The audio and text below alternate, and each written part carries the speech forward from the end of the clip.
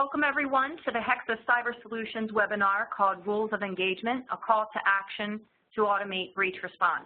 I'm Anna Wayberg, Marketing Director for Hexis, and I'll be your host for today's webinar. I'd like to welcome our featured guest speaker from Forrester, Mr. John Kindervag, who is a leading expert on wireless and network security, security information management, and PCI data security. In addition, we also have Hexis's Vice President of Corporate Development, Mr. Todd Weller, who has more than 17 years of experience as an equity research analyst. Todd manages analyst relations, competitive and market intelligence, and strategic partnership development. In today's session, you should learn 4 key learning points: how to extend the rules of engagement to the cyber battlefield, how data analytics and big data can help define a security policy, why automated response is possible, even inevitable, and how these rules empower security teams to proactively respond. At the end of our session, we'll open the lines for Q&A.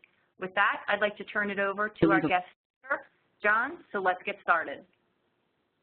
Hey, thank you very much, Anna, and I'm excited to be here today to talk to you about what I call the rules of engagement. We need rules of engagement in cyber warfare. Why? Well, because last year was a really bad year. The Target breach, the Home Depot breach, the Sony breach. We lost a CEO in Target, lost a CIO at Target. The Home Depot CEO was retiring anyway, or he probably would have been fired, and then the leaders at Sony were fired as well. So what happened in 2014 is suddenly data breach got the attention of the executive branch of our enterprises and our governments. So the question that we have to ask is, how do we do this better? And a good analogy is if we did incident response and accident response the same way. What if accident response was done in the same way that we deal with incident response? What if you're about to run into something, there's the proverbial deer in the headlights, how do you respond? And what if you responded the same way you do when you're dealing with a cyber incident? Well, the question you need to ask is, could you manually deploy an airbag? Could you do all the things that we do? Look at how difficult we make it for ourselves. We have to open the ticket, schedule a change control meeting. We have to go to that change control meeting. We have to schedule a change control window, right? And that's always at 3 a.m. on a Sunday in the middle of a holiday and nobody wants to be there. By the way, folks, hackers don't have change control. They don't have to, oh no, this hack didn't work out right. We need to do another hack. Let's go to Hacker Central and see if we can get another window to do it. No, they just keep going, so you're always behind the curve. Finally, by the time you could arm and then deploy the airbag, well, you'd be in a world of hurt. You'd be in an ambulance. And that's what's actually happening in the real world on the cyber battlefield today. Companies like Target and Home Depot have been put in the ambulance. Agencies like OPM have been put in the ambulance. And why is this happening? Why are we all ending up in the ambulance? When we think about what the current methodology is well, a breach happens, we do a forensics investigation. But that's the equivalent of an autopsy. And whenever you do an autopsy, you're doing it on a dead body. So you need to think about how can you do this in such a way that you keep the patient alive. Sadly, though, we've got a lot of big buzzwords in this industry that don't do us very good. At Forrester, we call what you've heard of as defense in depth, which is the leading pseudo strategy in the world of information and data security. We call that expense in depth.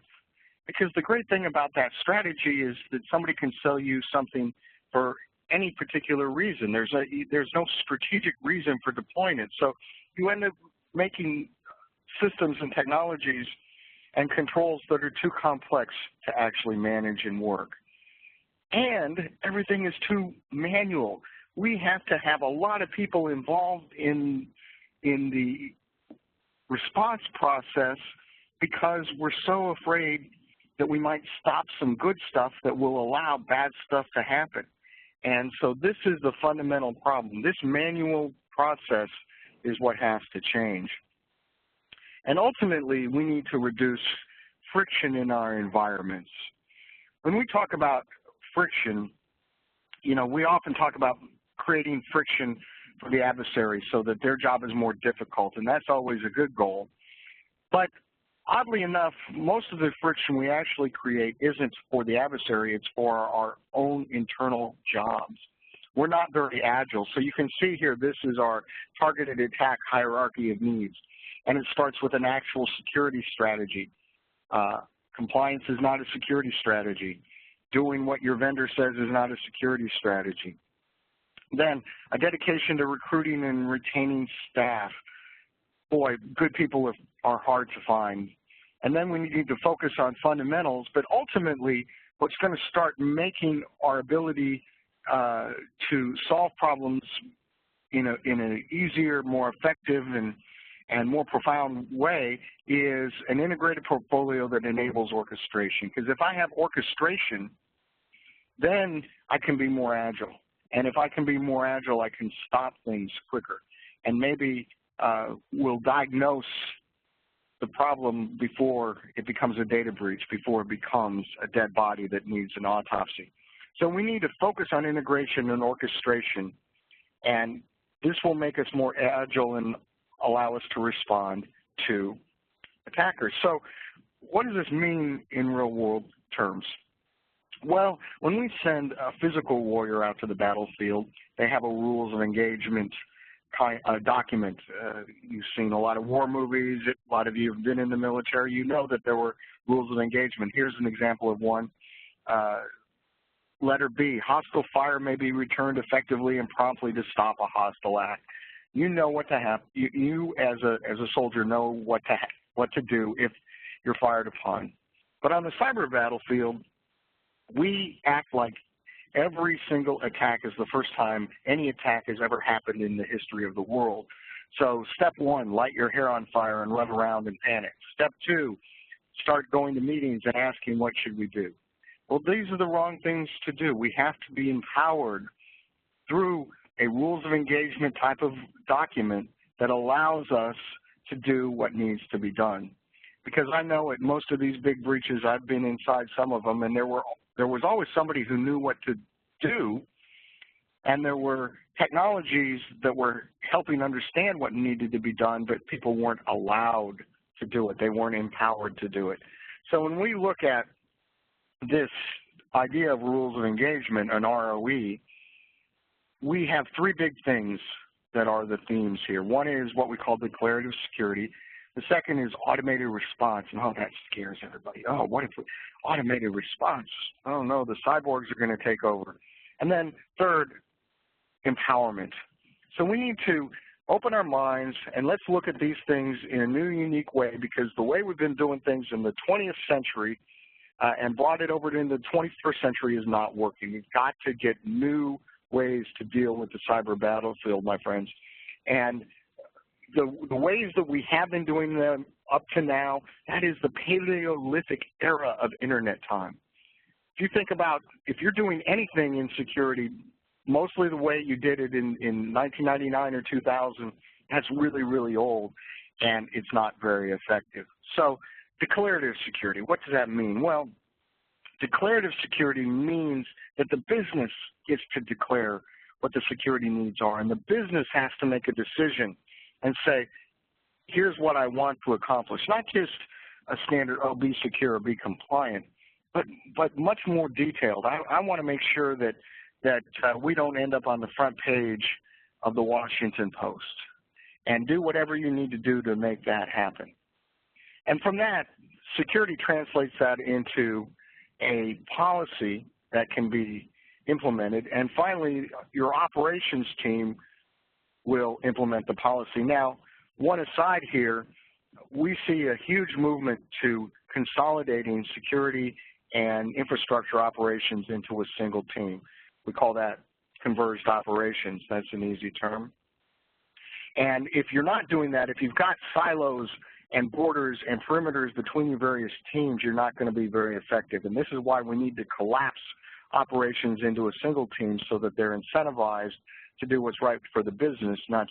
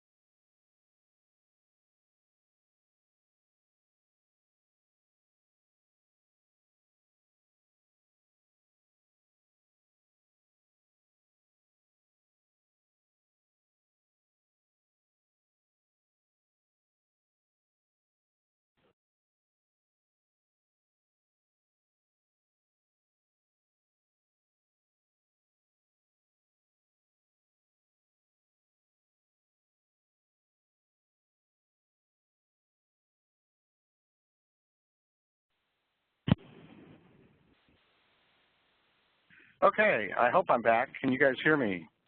Looks like I'm talking. Yeah, the bridge just died on me for some reason, so I'm back. So where were Great, we? we can hear you, Well, John. okay, good. I was talking about automation, and this is a picture of what's called the bomb from Bletchley Park, Turing's bomb, the original machine that Turing built. And if you saw the movie, the Imitation Game, you saw a dramatization of that time. But what was interesting is how everybody still wanted to do things manually. And there was only one person who said, no, we have to build a machine. And then the machine didn't work quickly enough for people. And so, well, we need to destroy the machine because it's not working fast enough. And we'll never get there. And, oh, no, doom and gloom. And yet this is the way that World War II was won. And it's also the way the cyber war is going to be won. If you don't believe in automation, go watch that movie.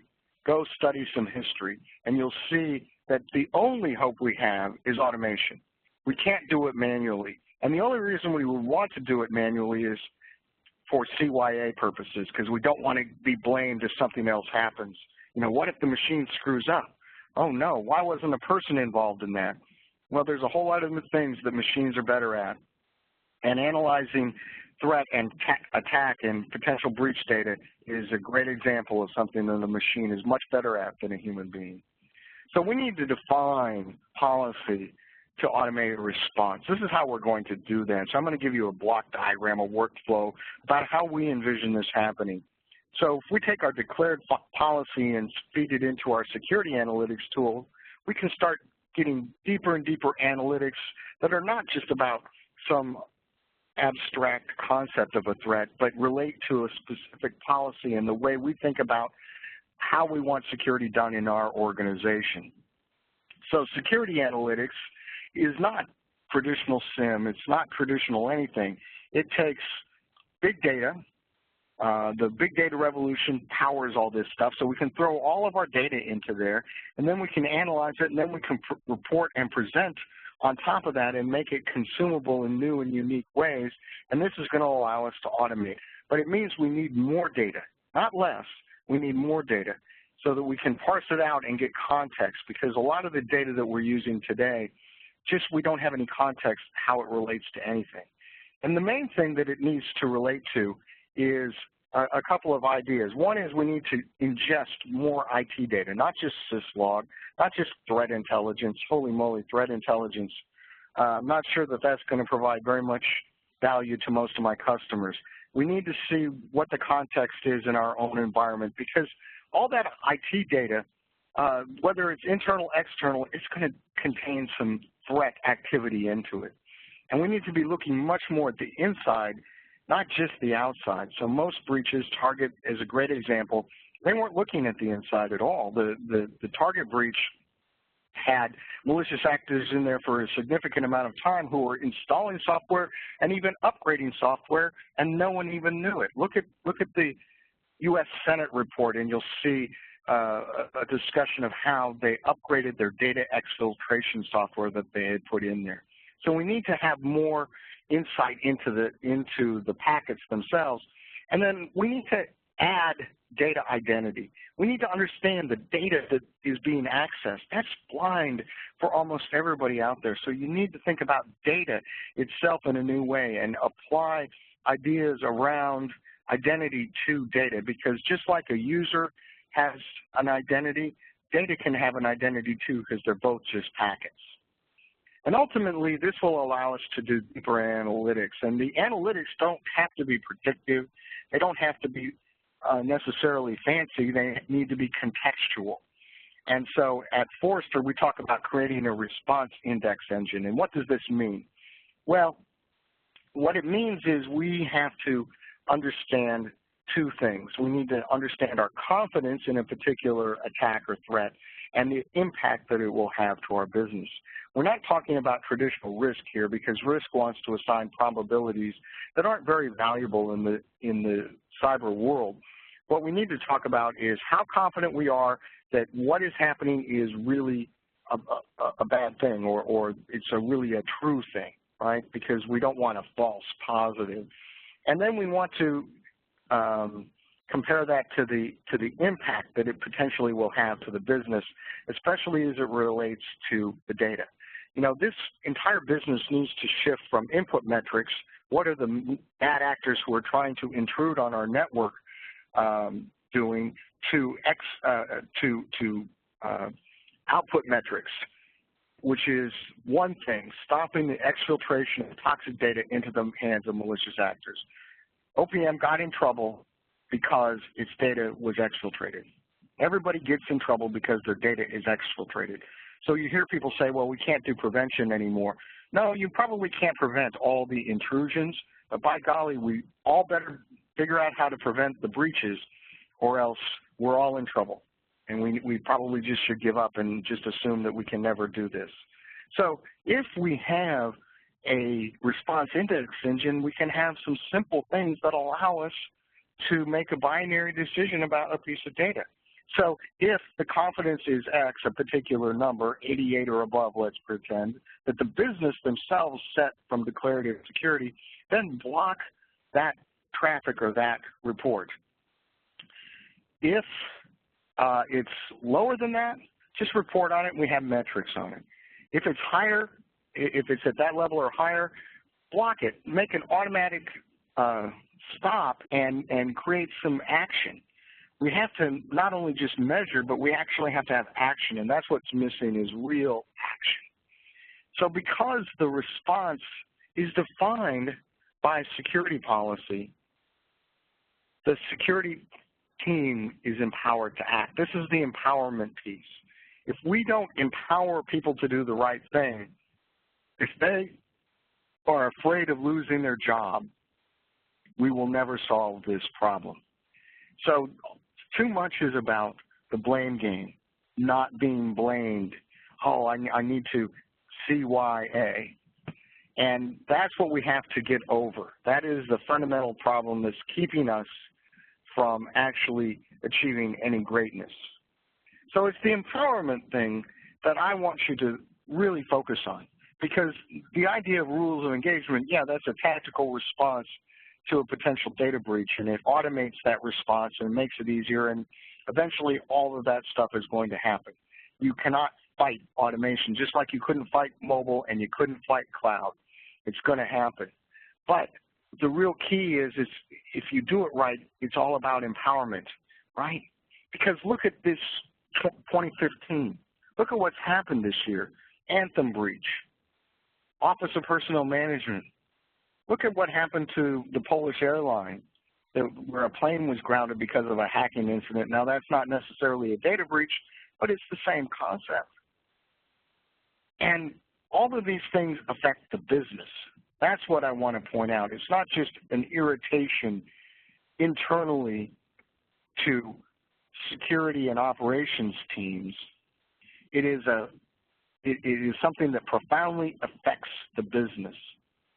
And it is that thing that is going to change everything, because the business now cares, and your CIO, your CISO has to go report on security to the business. And I will tell you, the business has zero confidence in any of their security teams, any of their networking teams, any of their infrastructure teams, any of their operations teams to actually defend them properly against cyber attacks and data breaches. So we need to empower the employees to respond, and this is a message for the businesses, and this is a message for the people in the trenches. Hey, we're not empowered to respond, so how can we respond? Declare what you want from security, and we'll make that happen. So just exactly what happens in the physical battlefield, that is what needs to happen in the cyber battlefield. So how do we do that? We create a cyber rules of engagement that empowers employees to respond, that leverages IT data, the policy that we've declared, the identity of the data itself, matches them together in a security analytics platform that can give us a response index that tells us how should we respond to a particular issue. And then if it is high enough, we can automatically block without asking anybody's permission and stop a data breach because it can actually, the exfiltration won't actually happen. And this is about the action. We must take action. So ponder that for a moment. Ponder how can you get on board this automation train, because it's going to happen. There's no way that we can do this stuff manually. We don't have enough people. We don't have enough time. The amounts of information are overpowering, overwhelming, beyond our ability to parse as human beings. So what do we do? Well, first of all, we want to stop the bad actors. We want to stop data exfiltration before it gets into the hands of malicious actors. So change your model from network and device security to data security. Then go to your business and talk to them about this strategically. And talk to them about declarative security, because that is what equates to business alignment. You know, we often talk about aligning ourselves with the business, but when I talk to business leaders and technology leaders, I find that what the business is caring about and what technology people are caring about are often inverted. So ask the business, what do they care about? And you will find that they care about making things easier. They care about increasing revenues and profits, and they care about stopping the exfiltration of toxic data into the hands of malicious actors. Ultimately, automation is imperative. It must happen. This will lead to efficient operations and allow us to protect the toxic data, and it will empower you to do the right thing as an employee, because everybody wants to do the right thing. They're just afraid of doing the right thing, and we have to change that mindset. Okay, well, I'm going to turn it over to my buddy Todd from Hexus, but in the meantime, think up some questions. We'll take some after this, and follow me on Twitter and send me a question if you have something that you want to chat about. Todd, take it away, my friend.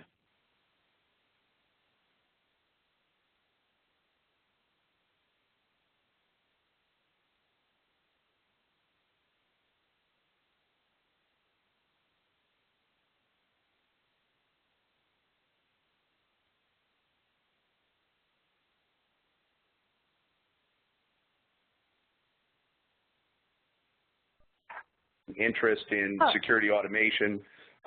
Third, look at the required ingredients for security automation. Fourth, talk about how Hawkeye G, our solution there, aligns with these ingredients, as well as the key themes that John discussed today, as well as in his report. And then just wrap up with a talk about security automation adoption and benefit. So let's get right into it. What is automated threat removal? So we define that to be an integrated approach to threat detection and response that leverages flexible, policy-based automation to detect, verify, and remove threats before they do damage. So John talked about, threats are going to happen, but what you want to mitigate against is the exfiltration of data. So if you look at some of these themes here, there's some important things we'll get a little bit more into, but detection and response being important. What it takes to do that, right? Detecting the threats, verifying that they're legit, and being able to remove them. Integration is a key theme that's getting a lot more play, with us and in the broader market. And then from an automation perspective, the ability to deploy it flexibly and to have it policy-based, which is key themes that John talked about as well. So we fundamentally believe that the big problem today that organizations have is a response problem. So lots of security technologies have been deployed. I recently met with a security architect from a West Coast energy company who said they deployed 140 different security solutions. That's a lot, right? There's been a lot of investment in security, but despite that, organizations are facing challenges responding to threats. And if you look at some of the problems, right, you have traditional solutions that, while still necessary, are increasingly ineffective, right? Signature-based solutions like endpoint antivirus, IPS on the network, and the focus on I can stop everything at the perimeter, threats are getting through. So that's a big problem that people are having. So as organizations look to increase the visibility, right, to get a better sense, the challenge is you're already overloaded by events, and now you're getting more events. So which ones matter? How do I prioritize? Which ones are false positives?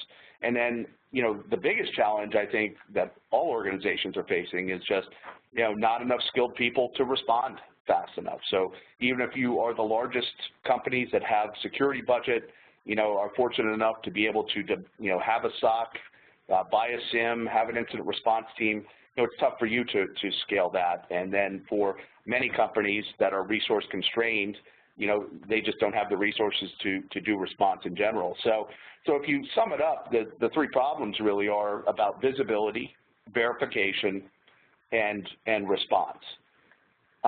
So let's talk about some of the market trends we see that are driving interest in automated threat removal, interest in security automation. So one is a spending shift away from prevention to detection and response.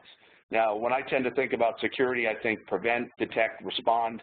All three of those are important. Unfortunately, what we've seen over the many years has been just too much of a focus on prevention, not enough on detection and response. As John mentioned, prevention is not 100% effective. We know that. History shows that. And I think the nature of today's attacks, they're getting through, we're reading about it every day, is driving organizations to get greater visibility. And then response is becoming more top of mind. So all three are important. I think what's going on now in the marketplace is just a rebalancing, towards detection and response, because that's what's required given what's going on out there. Let's talk about response for a minute. So of those three, I think response has been the least invested area. I often talk about it as the ugly kid at the dance. So what we're seeing though now is, as I mentioned, increasing attacks, you're having to respond. I think the other angle is that attacks are continuous in nature. They're not, one-off events. And so that's driving a shift away from a traditional, event-driven or episodic incident response mindset to one of continuous response. So we've seen this with detection, right? It's continuous monitoring. We're well down that road.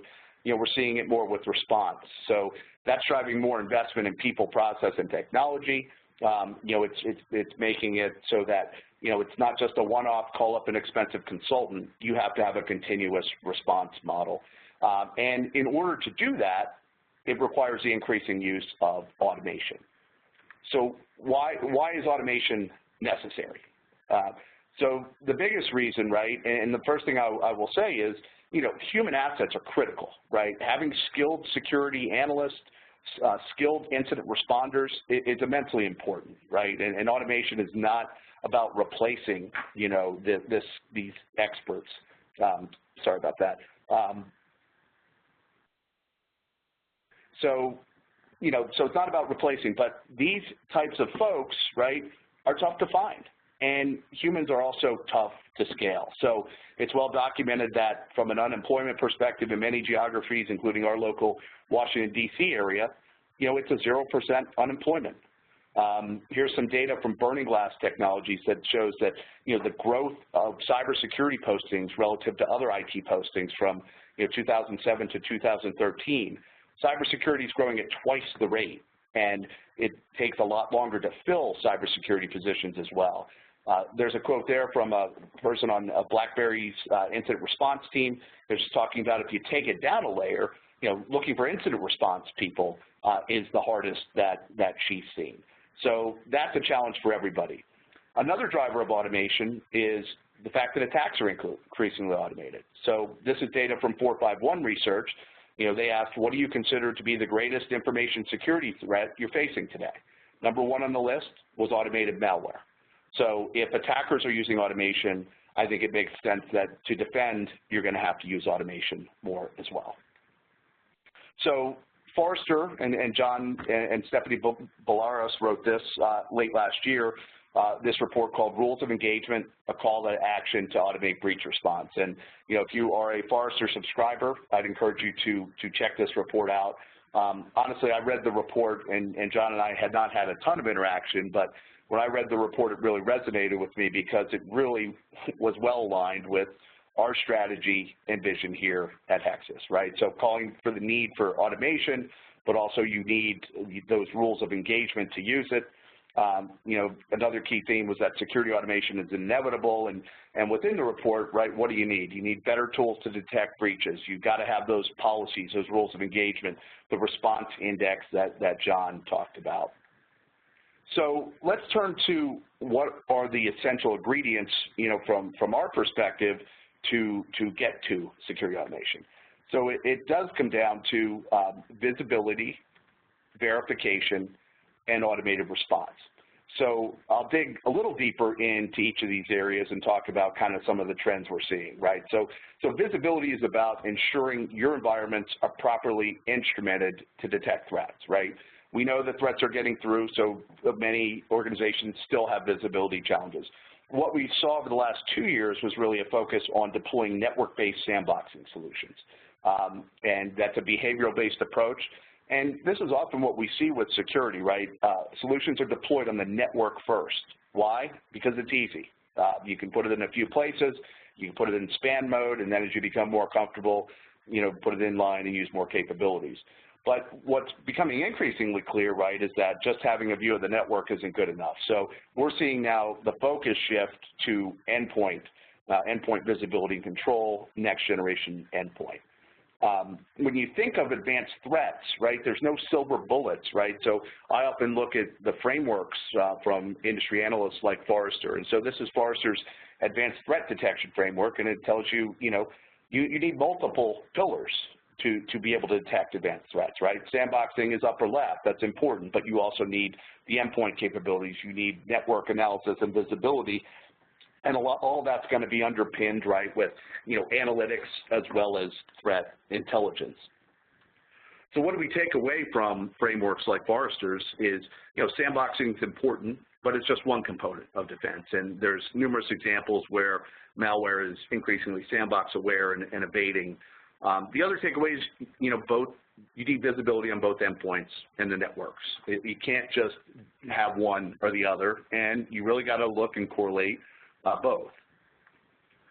On the verification side, we see two angles to this. One is very strategic, right, which is that you're getting lots of alerts. You have multiple different security solutions, many customers do, right? So how do you fuse them all together?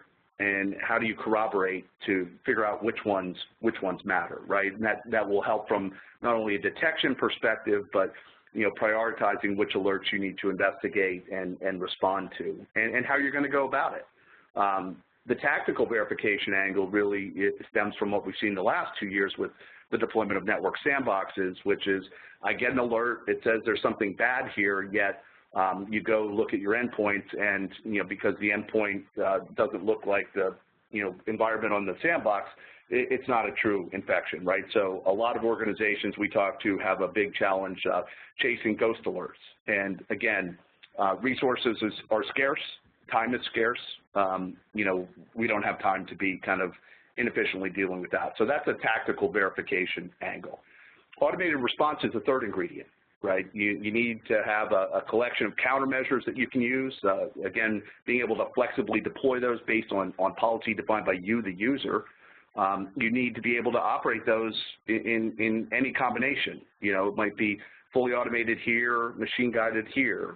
An example I often use is in my former analyst role, right? If you are at the investment bank and the research analyst, you believe their laptop is infected and you have high confidence, take an automated action, remove it, right? And if you make a mistake there, it's not a big deal. But if you find something on the trading server that's directly impactful to revenue, alert me, present me with the information, let me make the decision to invoke automation, invoke response, which gets to the last point too, right, which is that, automation is important, but you also have to provide and have the capabilities to do manual investigations.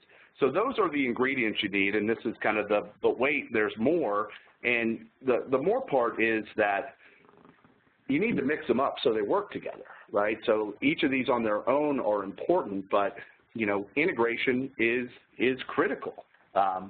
So in order to get to automation, right, you first have to integrate, and integration leads to orchestration, which then leads to automation. So integration is an interesting topic, right? I think in the past there's been challenges because single vendors want to, sell platforms and dominate the world, right, and don't want to play nice with others. And then, the organizations have their own challenges, right? Or many organizations operate with silos. That creates barriers. But the good news is we're seeing more effort. I think customers like yourselves and the market is driving a requirement by vendors to, one, provide more integrated capabilities, but two, to integrate better with others. You're seeing a lot of activity around ecosystems, reference architectures, and standards like STIX and TAXII to enable the sharing of threat intelligence information and other indicators. So let's shift to how our Hawkeye G solution solves the response problem.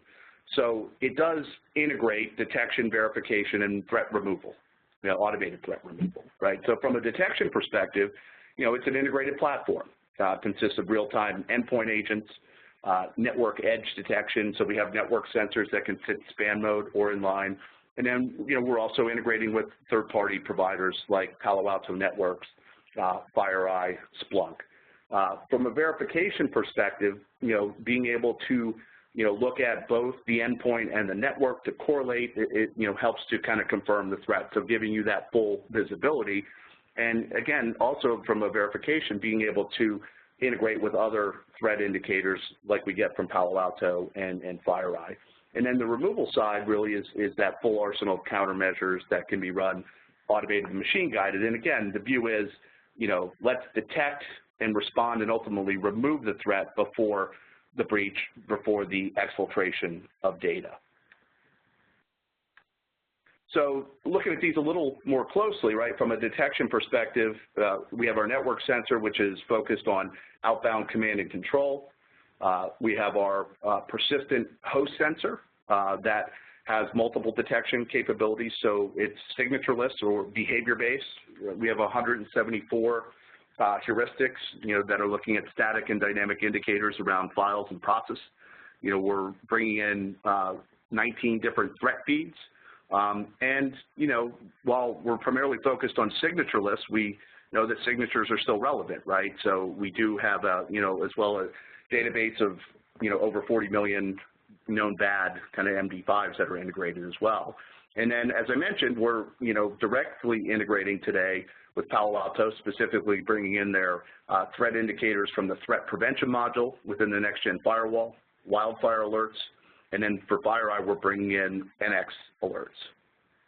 Also within the endpoint, I should mention, we are doing real-time eventing as well. So that is, think of that as a flight recorder, for the endpoint, monitoring the behavior of the endpoint, looking for deviations. So that's kind of a look at the detection capability. Turning to verification, it really revolves around what we launched with our recent 3.0 offering around what we call Threat Sync. And so, all the detection data, whether it's from our sensors or from the third-party sensors, that's consumed and verified by our proprietary analytics engine called Threat Sync. So what we're really looking to do there is fuse our detection with third-party indicators to drive that corroboration I talked about earlier, and then we pull that together into a threat score. It's a dynamic model or a dynamic threat score, and it ultimately it's not based on the severity of the malware, but it's based on the behavior of the external threat actor. Are they landing, moving laterally? And based on what we're seeing, that threat score is moving up and down, and it's the key score that's going to drive your policy decisions for how you want to respond to what you're seeing, based on the device and based on the threat score and based on your comfort with automation. So the remove side really is, a full arsenal of countermeasures, kill process, quarantine file, block, expire credentials, and, this portfolio will expand over time. And the important point here is, again, these can be done surgically, and you can run them in any combination of automated or machine-guided mode. And then finally, from a reporting perspective, integrating with leading security command and control solutions like Splunk and ArcSight. We're in the process of developing a Splunk app. So, we know the importance of that. And of course, our Hawkeye AP data analytics platform as well. So I want to spend a few minutes just talking about how Hexus is embracing integration, because I think integration is important, right? Integration is critical to orchestration, which leads to automation. So, you know, our angles to integration are first our platform approach within our own solution, right? We're spanning detection, verification, removal. We're covering the endpoint and the network. You know, threat sync is an element of integration, right? We're integrating with other third parties like Palo Alto networks. And, you know, that's helping to improve our detection effectiveness and do the verification of endpoints infections and enabling automated response. And then the third area is really architectures. So currently in the U.S. intelligence community, there's a reference architecture called Shortstop. And the focus there is an integrated active cyber defense solution. They're really looking to put together best-of-breed solutions to protect against nation-state actors, and we're clearly seeing more of that. So that solution not only includes us, but includes Palo Alto's next-generation firewall, FireEye's network sandbox, and Splunk is kind of the command and control. So that's something you can check out, and feel free to contact us for more information on that. But that's being driven, you know, out of the U.S. intelligence community, and we're happy to be a part of that. You know, just what are our key differentiators? Because, look, I appreciate, you know, whether you're on our side as a vendor, whether you're an industry analyst like John, and you know, if you're a buyer, everybody's facing the same challenge, right? It's a noisy market. Everybody says the same thing. So how are you different? You know, how does Hexus stand out? So one is, you know, we came at this from a focus on automated response, right? And, you know, that full arsenal of countermeasures, the fact that you can deploy them flexibly, it's based on policy you define. So that was critical, and that's kind of built from the ground up.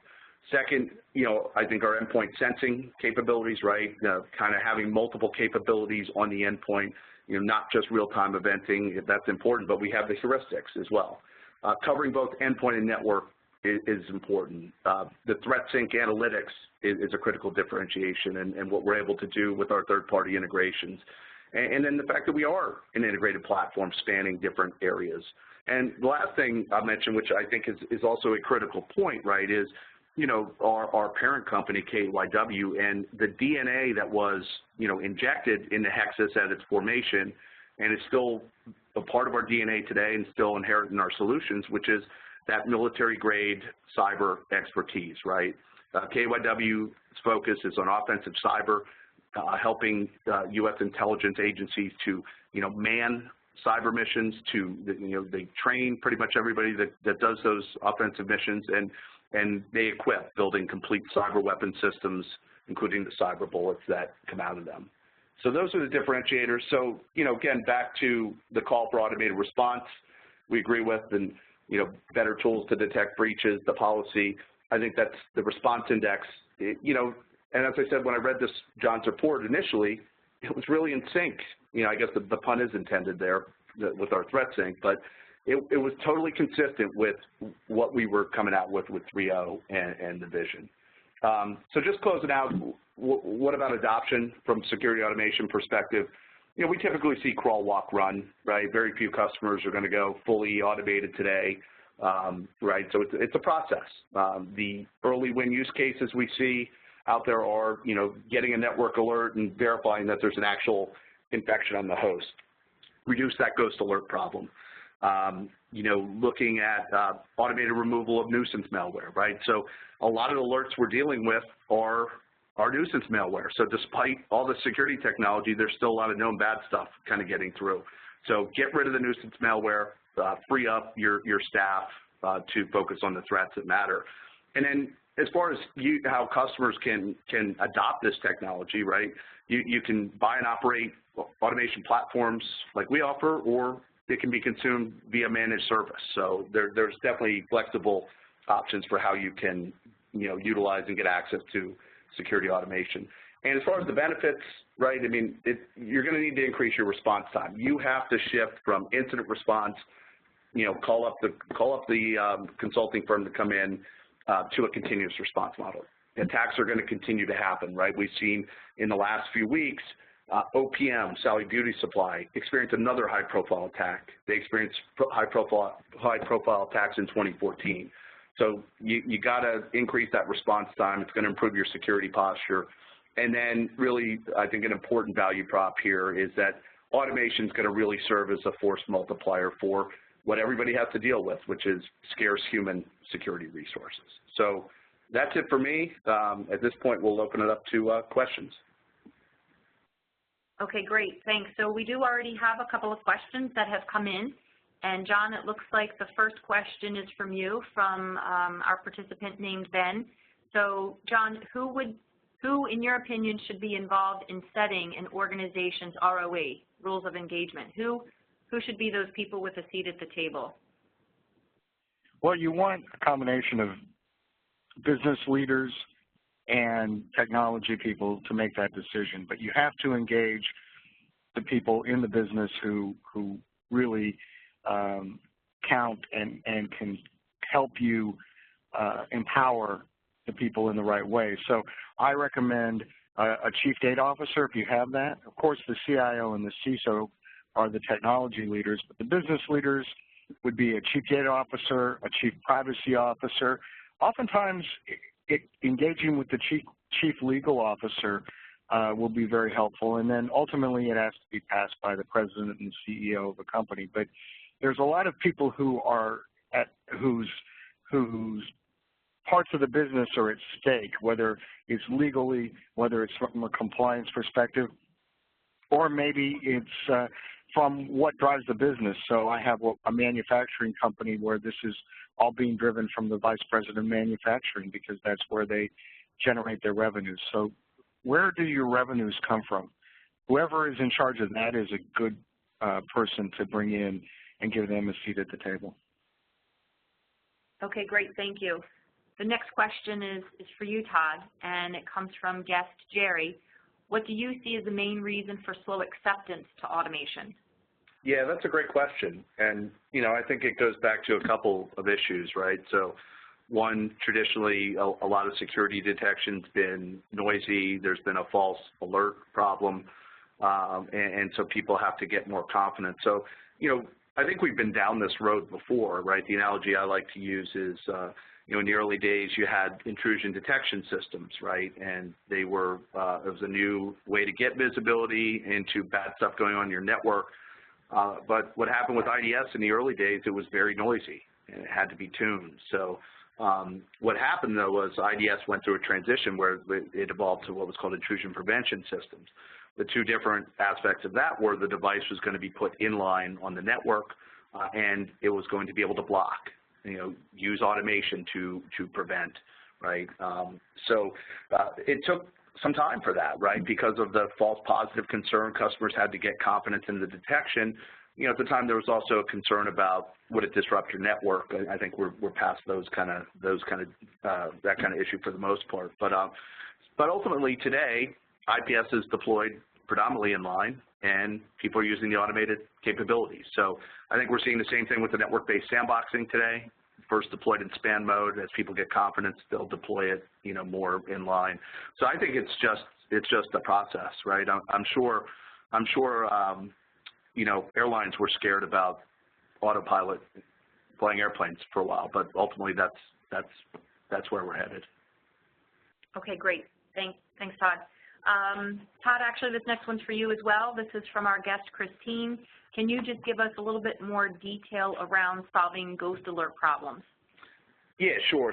So one of the challenges with network-based sandboxes, right, is that they run kind of unpatched virtual machines, right?